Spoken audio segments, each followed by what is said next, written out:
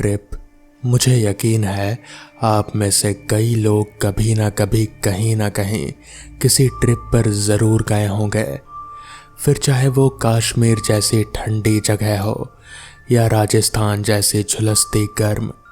मगर क्या हो जब आपको पता चले कि वो ट्रिप आपकी ज़िंदगी की आखिरी ट्रिप होने वाली है। ऐसा ही कुछ हुआ 3 दोस्तों के साथ। तो चलिए ज़्यादा वक्त ना गवाते हुए शुरू करते हैं आज की कहानी। मैं हूँ आर्यन और आप देख रहे हैं डार्क फाइल्स।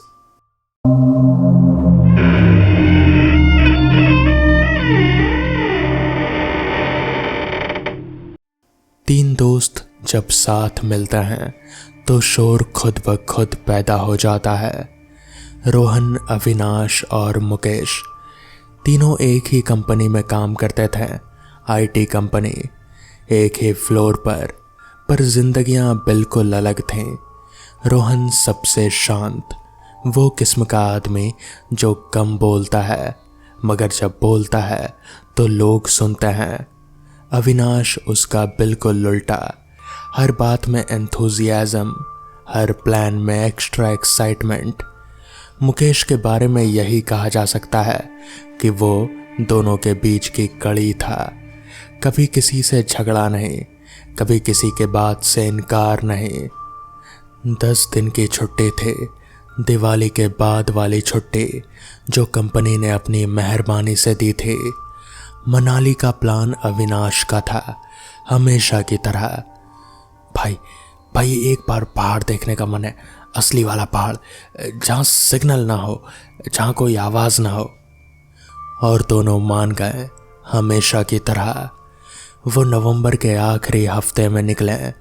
दिल्ली से वॉल्वो बस ली, सोचा सुबह तक मनाली पहुंच जाएंगे। रात को जाना हो तो रास्ते का डर कम लगता है, जो दिखता नहीं उससे डर भी कम। कुल्लू तक सब ठीक था, खाया, हंसे। अविनाश ने कोई पुरानी बॉलीवुड सॉन्ग गाई जो किसी को याद नहीं थे। मुकेश ने पूरा चिप्स का पैकेट अकेले खा लिया। रोहन खिड़की से बाहर देखता रहा। अंधेरे में कभी कभी ब्यास नदी की आवाज़ आती थी। रात के करीब 11 बजे बस रुकी। ड्राइवर ने कहा इंजन में कोई प्रॉब्लम है, 1 घंटा लगेगा। 11 के वो पैसेंजर्स थे जिनमें से ज़्यादातर सो चुके थे। रोहन जागता था। भाई अगर रोड खुला है तो प्राइवेट गाड़ी मिल जाएगी, अविनाश बोला। उसे हमेशा जल्दी रहते थे। हम लोग यहाँ पर क्यों बैठे फिर? मुकेश ने कोई राय नहीं दी। रोहन ने सोचा, फिर कहा ठीक है। वो तीनों उतर गए।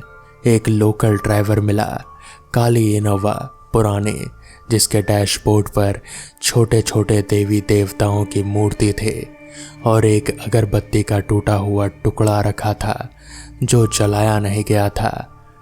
ड्राइवर का नाम उन्होंने पूछा नहीं। वो चुप आदमी था, जवाब देता था मगर खुद कुछ पूछता नहीं था। रात के 11:30 बजे वो मनाली की तरफ निकले। हिमाचल की रातें उस किस्म की होती हैं जिन्हें शहर वाले समझ नहीं सकते। अंधेरा वहाँ एक थोड़ी मोटी चादर ओढ़ लेता है। वो सिर्फ रोशनी की गैर मौजूदगी नहीं, वो एक मौजूदगी है अपने आप में ही। करीब 1 बजे रात को रोहन की आँख खुली। कुछ अलग था, गाड़ी की स्पीड कम थी और रोड का सरफेस बदल गया था। पक्की सड़क की जगह कुछ ऊबड़ खाबड़ था। पहाड़ी रास्ते पर ऐसा होता है, उसने सोचा। मगर जीपीएस, उसने फ़ोन उठाया, सिग्नल नहीं था। गूगल मैप्स ऑफलाइन था। भाई कहाँ हैं हम? उसने ड्राइवर से पूछा। ड्राइवर ने रियर व्यू मिरर में देखा।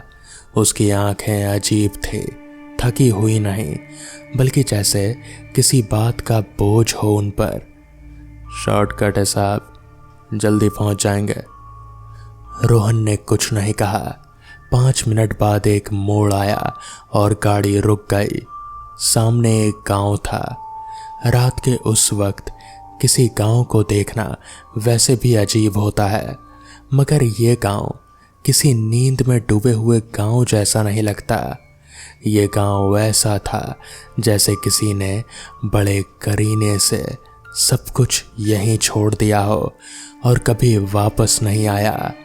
घर टूटे नहीं थे, दरवाजे बंद थे, खिड़कियां साबुत थी, मगर कोई रोशनी नहीं थी, एक भी नहीं। यहाँ लोग रहते हैं? अविनाश ने पूछा। वो भी जाग गया था। ड्राइवर ने जवाब नहीं दिया।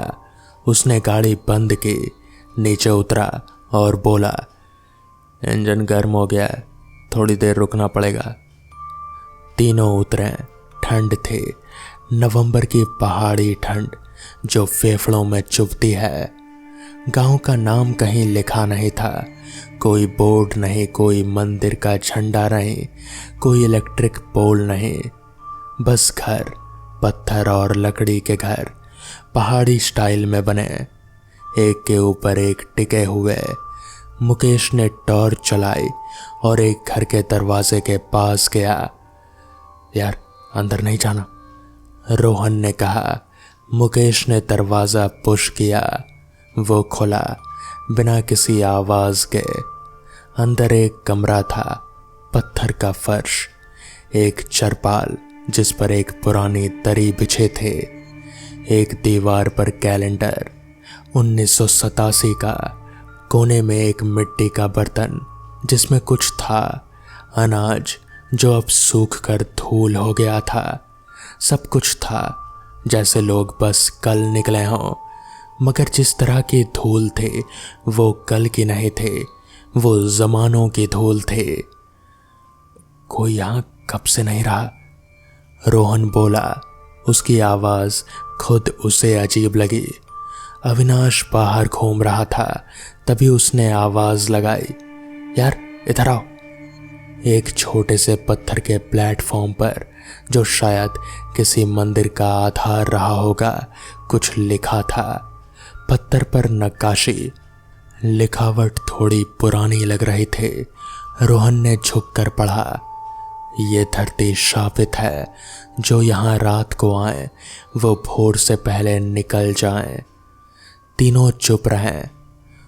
घोस्ट विलेज है? अविनाश हंसा, मगर हंसी में वो बात नहीं थी। ड्राइवर कहाँ है? मुकेश ने पूछा। तीनों ने पीछे देखा। गाड़ी थी, ड्राइवर नहीं था। इस गांव का नाम था धुंधार। 1962 में, उस साल जब देश चाइना वॉर की तकलीफ झेल रहा था, एक अलग किस्म की तबाही इस छोटे से गांव में आई। धुंधार 16 घरों का गांव था, पहाड़ी की उस तरफ जहां मेन रोड से कोई रास्ता नहीं जाता था। जानबूझकर लोग जानते थे कि आइसोलेशन ही उनकी हिफाजत है। वो कभी कभी कुल्लू जाते थे, सामान लाते थे, वापस आ जाते थे। उस साल अक्टूबर में एक आदमी गया था। उसका नाम किसी को याद नहीं रहा, शायद कभी पूछा ही नहीं गया। वो एक साधु की तरह लगता था, मगर साधुओं वाली शांति नहीं थी उसमें। उसकी आंखें थकान भरी थी और वो रात को अकेले जागता था। गांव वालों ने उसे रहने दिया।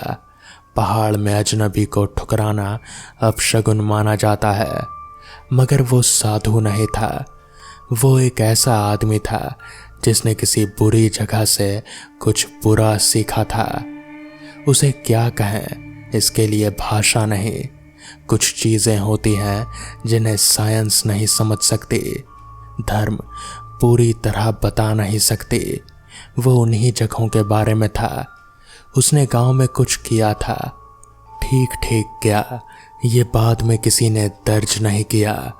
मगर नवंबर 1962 की एक सुबह गांव का एक बच्चा कुल्लू गया था, पांव पर, अकेले 8 साल का। और उसने वहां जाकर बताया कि गांव में कोई नहीं है, सब चले गए। कुल्लू के लोग गए। गांव खाली था, घरों में खाना था, आधा पका हुआ, बर्तनों में कपड़े थे, बकरियां थे जो भूखे थे मगर जिंदा थे। लोग कहाँ गए किसी को नहीं पता।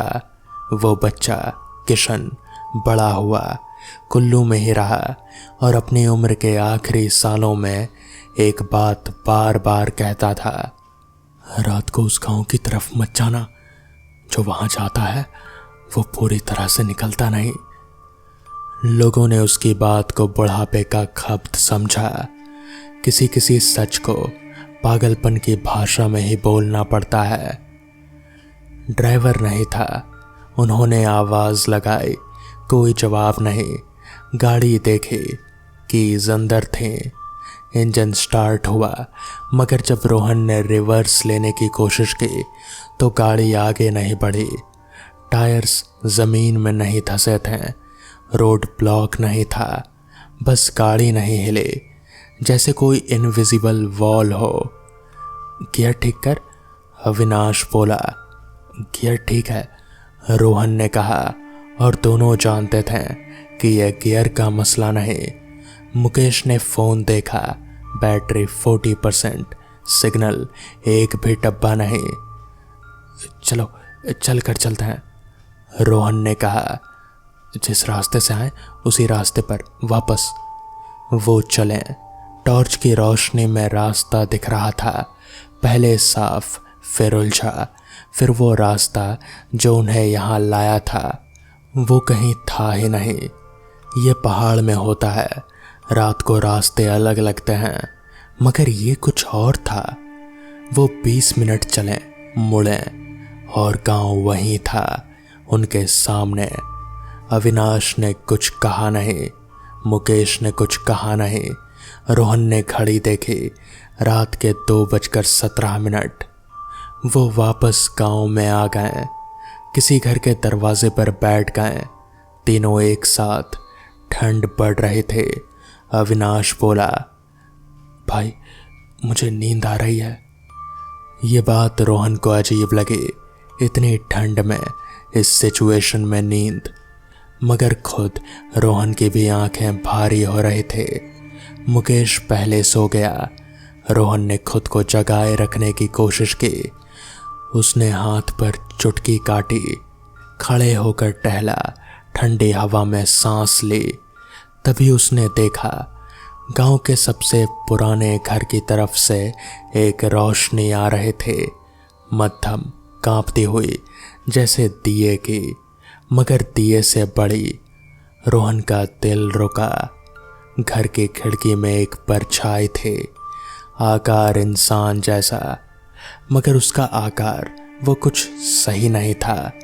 बाजू थोड़े लंबे, सिर थोड़ा झुका हुआ। परछाई हिल रही थी, धीरे धीरे, जैसे झूल रही हो। रोहन वहां से हट गया। वो वापस आया, अविनाश को जगाया।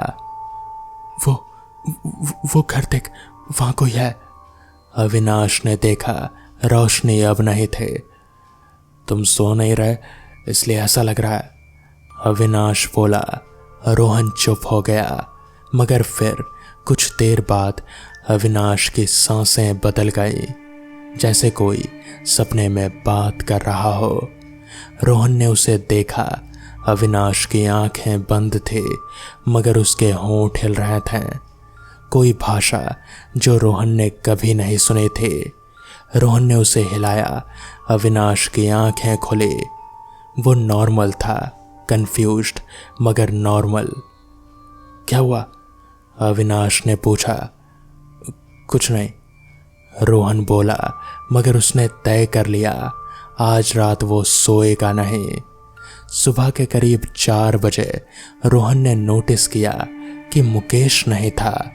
वो जहां बैठा था वहां नहीं था। रोहन ने अविनाश को जगाया। दोनों ने टॉर्च लेकर गांव में देखा। 3 घर, 4 घर, 5 घर, मुकेश नहीं था। फिर उन्होंने उसे पुराने घर की तरफ देखा जहां रोहन ने रात को रोशनी देखे थे। दरवाजा खुला था। अंदर गए। मुकेश अंदर था, एक कोने में बैठा था, घुटने सीने से लगाए, आंखें खुली थी, मगर वो कहीं देख नहीं रहा था।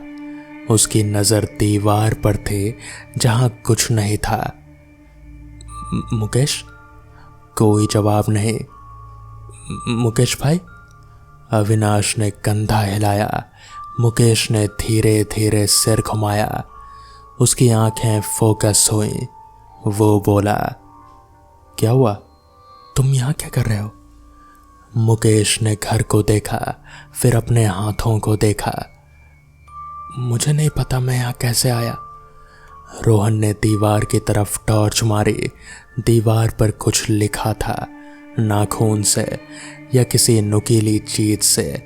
अक्षर छोटे थे, पहाड़ी भाषा में थे, जो रोहन नहीं समझता था, मगर एक चीज थी जो समझ में आई। एक संख्या 16।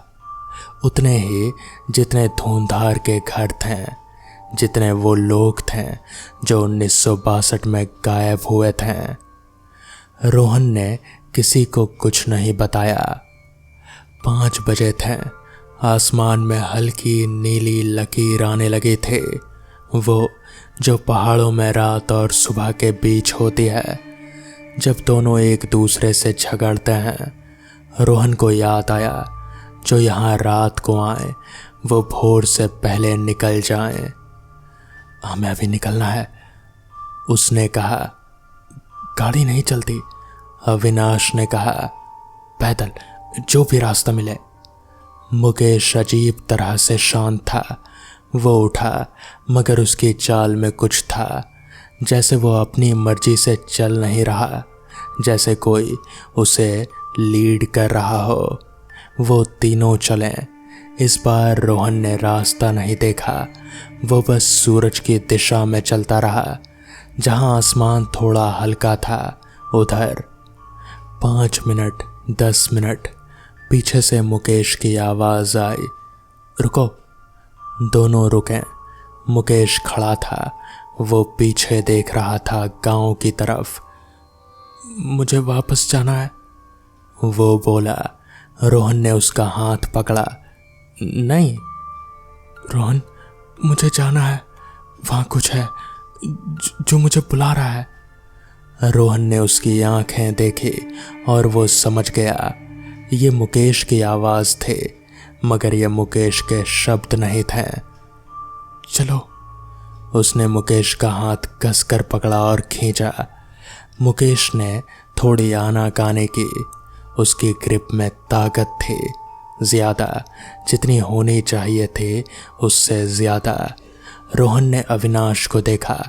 अविनाश ने दूसरा हाथ पकड़ा। वो दोनों मुकेश को खींचते हुए चलते रहे। मुकेश कुछ बुदबुदाता रहा, वही भाषा, वही जो रात को उसके होठों पर थे।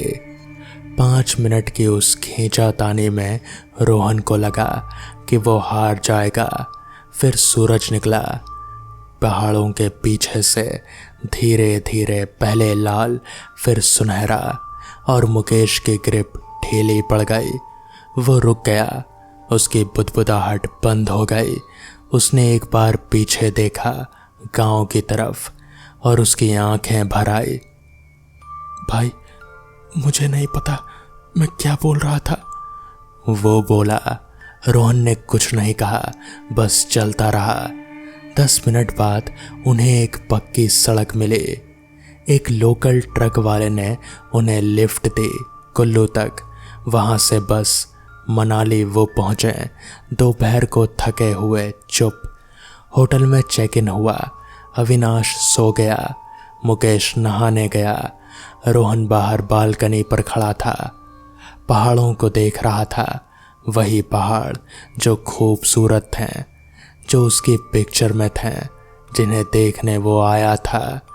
उसने फ़ोन निकाला, उस रास्ते को गूगल मैप्स पर ढूंढने की कोशिश की जहां वो गए थे। कोई गांव नहीं मिला, कोई रोड नहीं मिली। उसने धुंधार विलेज कुल्लू सर्च किया। एक पुरानी न्यूज़पेपर क्लिपिंग का स्क्रीनशॉट था, किसी लोकल पेपर का, 1963 का।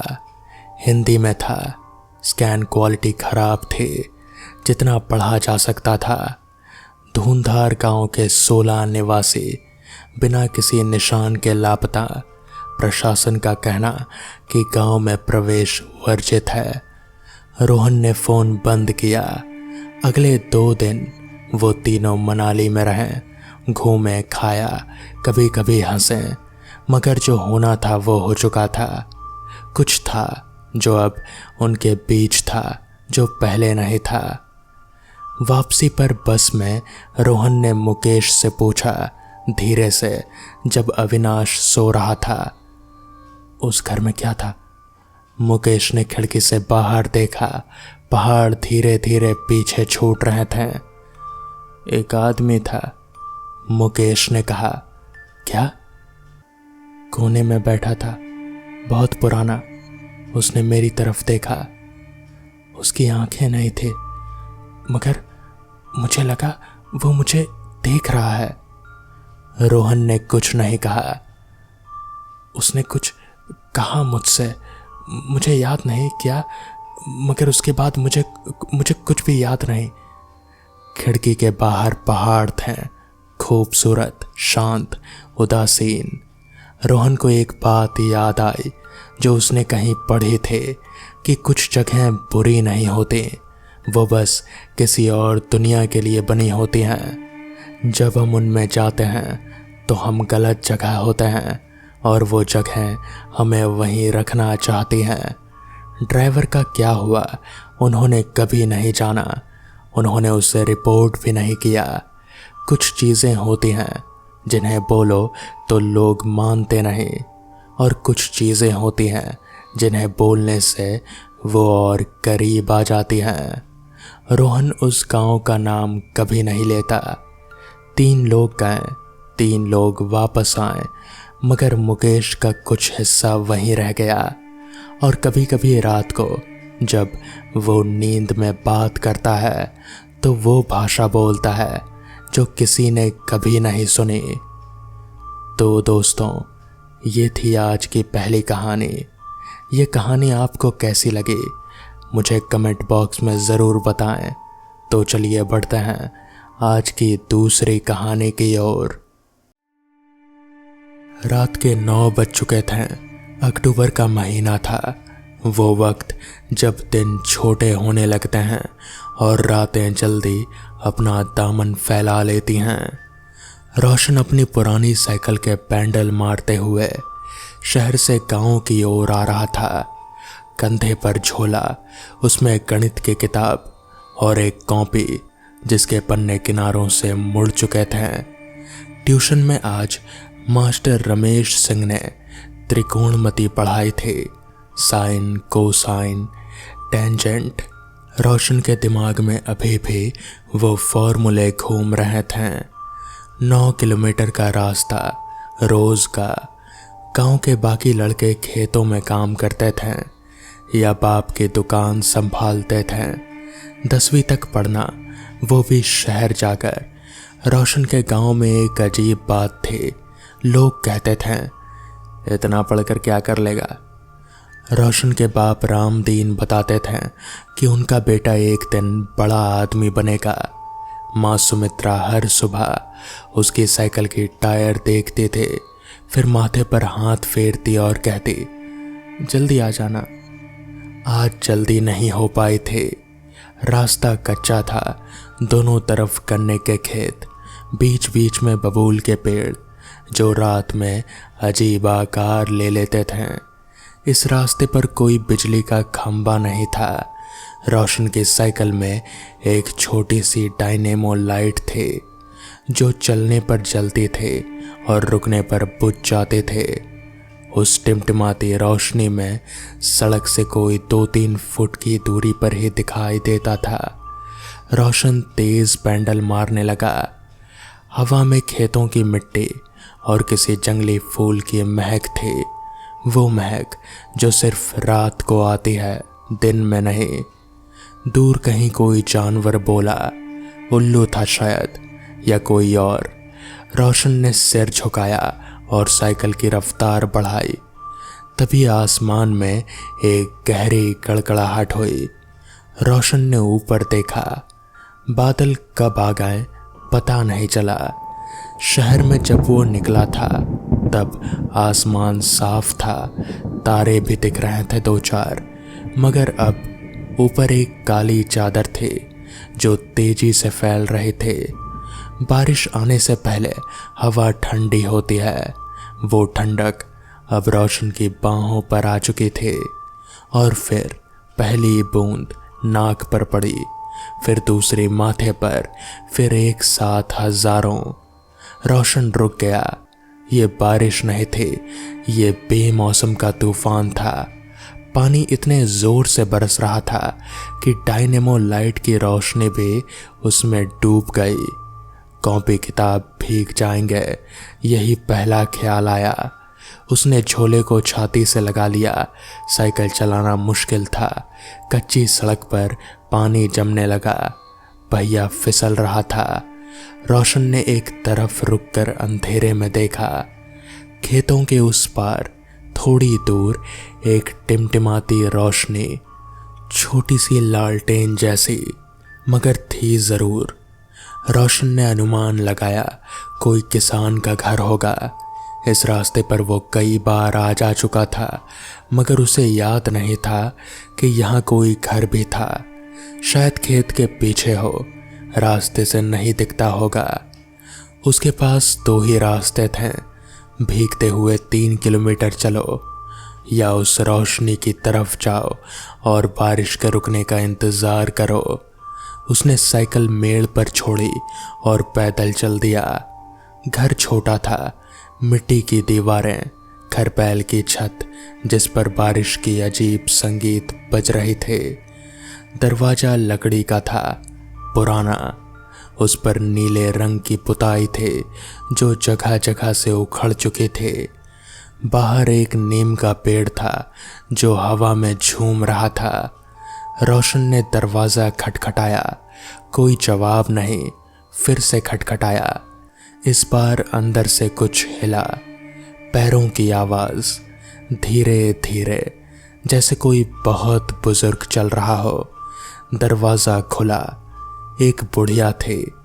उम्र का अंदाज़ा लगाना मुश्किल था।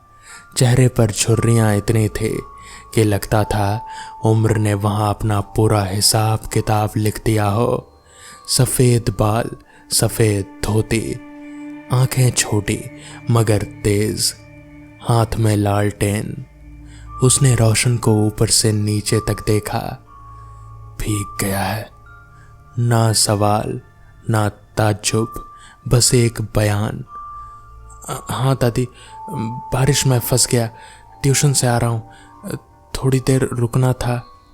बुढ़िया ने दरवाज़ा पूरा खोल दिया। अंदर एक ही कमरा था, एक चारपाई, एक मिट्टी का चूल्हा जो ठंडा था, एक दीवार पर टिकी पुरानी संदूक, एक कोने में तुलसी का पौधा जो मिट्टी के बर्तन में था। छत से एक पुरानी लालटेन लटकी थी। कमरे में एक अजीब सी खुशबू थी, अगरबत्ती और कुछ और जो रोशन पहचान नहीं पाया। बुढ़िया ने एक पुराना कपड़ा दिया। पोंछ ले। रोशन ने बाल और चेहरा पोंछा। झोला खोल कर देखा, किताबें थोड़ी भीगी थी, ज्यादा नहीं। उसने राहत की सांस ली। कहाँ के हो? बुढ़िया ने चारपाई पर बैठते हुए पूछा। रामपुरवा, आगे 3 किलोमीटर। रामदीन का लड़का? रोशन चौंका। हाँ, आप जानती हैं? सुना है, कहते हैं उसका बेटा बड़ा होनहार है, पढ़ता है। उसके होठों पर कुछ था, मुस्कुराहट नहीं बिल्कुल, मगर उससे मिलती जुलती कोई चीज़। रोशन को थोड़ा अच्छा लगा, शर्म भी आई थोड़ी। आपका नाम? उसने पूछा।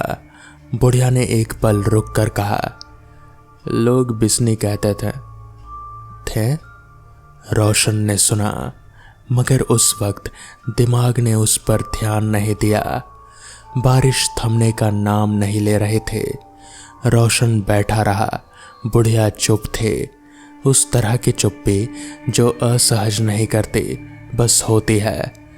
कमरे में लालटेन की रोशनी कांप रहे थे। बाहर पानी की आवाज एक लय में थे। घर में और कोई नहीं है? रोशन ने धीरे से पूछा।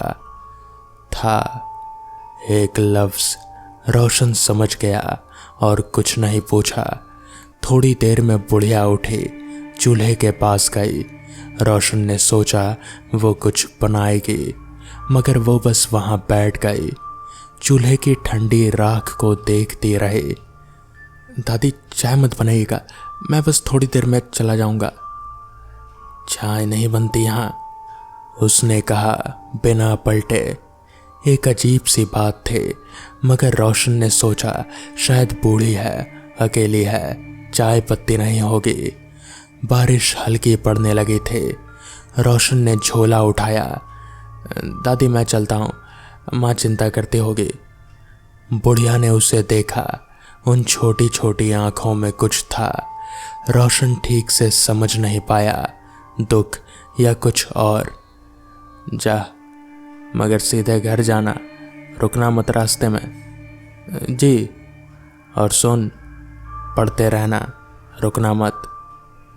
रोशन ने मुस्कुराते हुए सिर हिलाया और बाहर निकल आया। बारिश बंद हो चुकी थी। आसमान साफ था, जैसे बारिश ने धोकर चमका दिया हो। चांद निकल आया था, छोटा सा, मगर रास्ता दिखाने के लिए काफी। रोशन ने साइकिल उठाई और चल दिया। घर पहुंचा तो माँ दरवाजे पर खड़ी थे। कहाँ रह गया था बारिश में? रास्ते में एक बुढ़िया के घर में रुका था, बिस्नी दादी, उधर खेतों के पास। माँ का चेहरा बदल गया। वो बदलाव धीरे धीरे नहीं आया, एकदम से आया, जैसे किसी ने उनके चेहरे पर ठंडा पानी डाल दिया हो। क्या बोला तूने? बिस्नी दादी, मिट्टी का घर खेतों के पीछे? माँ ने उसका हाथ पकड़ लिया, खींचकर अंदर ले गई। बाप रामदीन, जो खटिया पर लेटा था, उठकर बैठ गया। क्या हुआ? बाप ने पूछा। माँ कुछ नहीं बोली, बस रोशन को देखती रही। उसका चेहरा, उसके हाथ, जैसे कुछ ढूंढ रही हो। माँ, क्या हुआ? माँ ने बाप की तरफ देखा। बाप ने एक लंबी सांस ली। बिस्नी बुआ, रामदीन ने धीरे से कहा। वो इस दुनिया में नहीं है रोशन। 4 साल हो गए उन्हें गए। उनका घर भी नहीं बचा।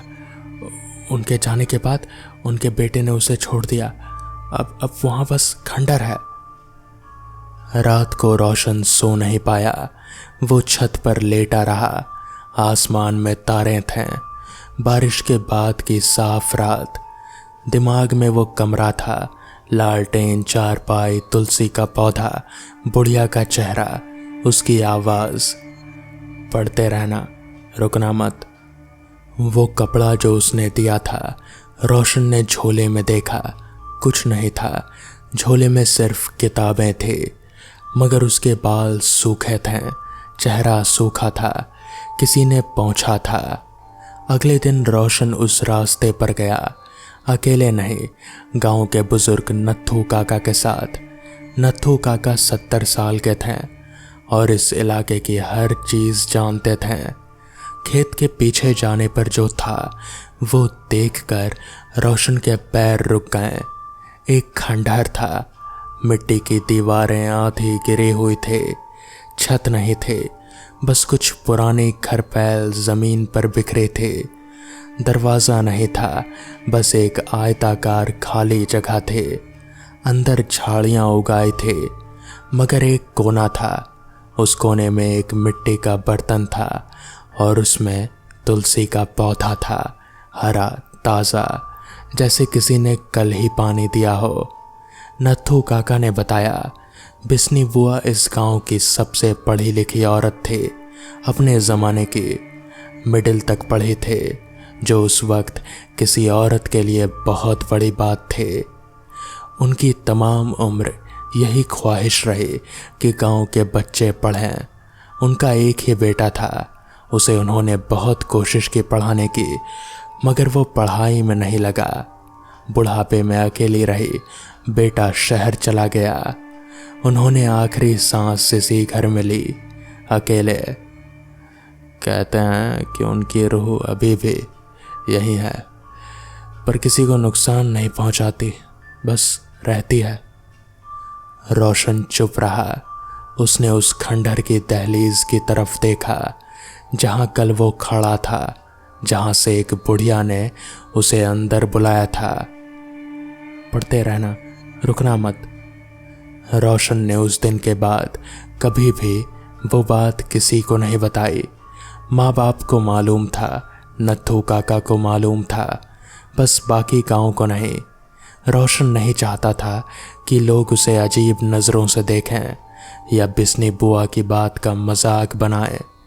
वो ट्यूशन जाता रहा उसी रास्ते से, मगर अब जब भी वो उस मोड़ से गुजरता जहाँ खेतों के पीछे वो खंडहर था, वो एक बार ज़रूर रुकता, साइकिल धीमी करता और आगे बढ़ जाता।